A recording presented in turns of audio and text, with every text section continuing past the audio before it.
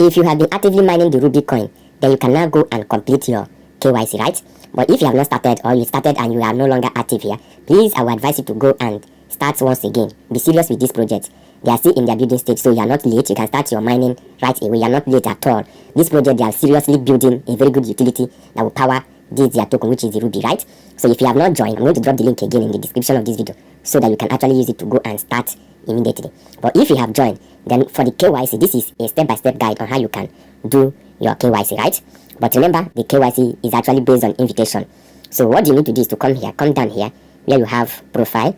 Then from here you can see my information, you can see user verification, and then you can see account and security, right? So all you just need to do is to come to where you have user verification. So under this user verification here, you can see that my KYC here is showing not verified, right? It's showing not verified. So for me to get my KYC verified is very easy. And remember, without this verification, without your KYC, you are not going to be able to migrate your coin which you have mined, and you are not also going to be eligible for the airdrop. So that is why it's very much important you do this KYC. So come here and click on it. Now it's going to bring you to this interface here. Why you are seeing this interface is because I have been invited for the KYC, right? So if you have not been invited for the KYC yet, so I think what you will be having here is apply for KYC, and you are going to be invited, right? And how do you know when you get invited? It's easy. Let's go back to our home page. So on our home page here, if you come up here, this notifications, then we can see I have 6 notifications. So if I open it here, so from here, if you check down, you are going to see an invitation here. You will see an invite rather. You are going to see a notification showing you that you have actually been invited to complete your KYC. So that is how to know if you have been invited, right? So once you have been invited, let's go back again to our profile and then to user verification, and we'll come and click on this KYC. And once it brings us to this place, you can just take your time, read the information here, very, very important. Then come down and click on continue, and then you're going to see the criteria here. For you to be invited for the KYC, 1, you must have completed the ownership information of over 30 days, right? And then the second one is that you must have at least 30 Ruby. And of course, if you have been with them for 30 days, there's no how you wouldn't have mined up to 30 Ruby, right? And then the last criteria is that you must have received invitation for the KYC. So once you meet all these criteria, you can see 3 of them are all ticked, meaning that I have met the criteria. So I will now come here and click on continue and read this user's agreement, and then come down and check this box here, right? Click on this box, and then this button will become active. Then go ahead and click on continue. And so for here, let me explain this place, right? You can see that you have to pay 4 RBL for the KYC, then you have to pay 3 RBL or 2 RBL. So you just have to choose the one that you can afford to pay.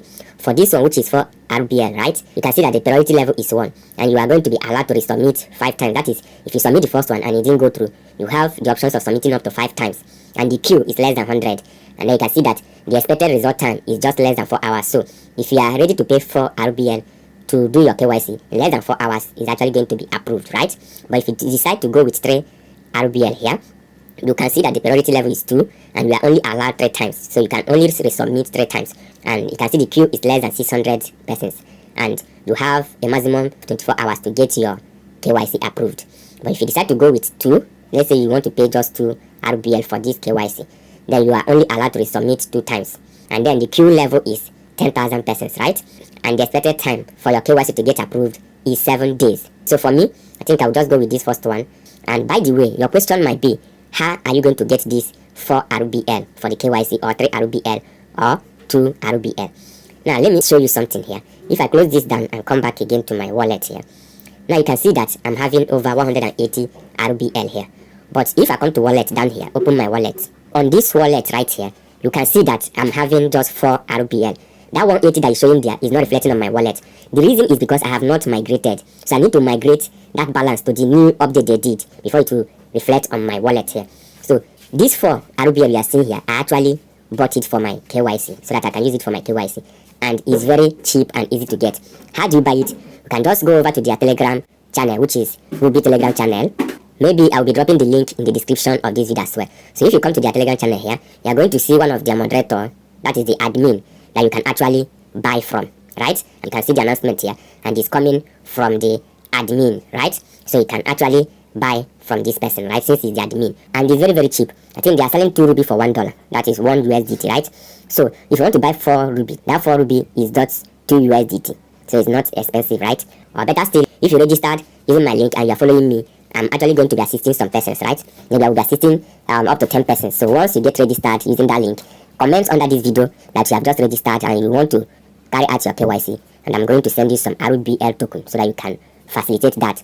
So going back again, once I'm back here, I'll have to go back again to my profile and then to user verification, and of course click on KYC, right? Then I will continue. So this is where, yes, I'm going to check this box again. Click on continue, and then I'm going to click on make reservations. And here you can see my wallet address.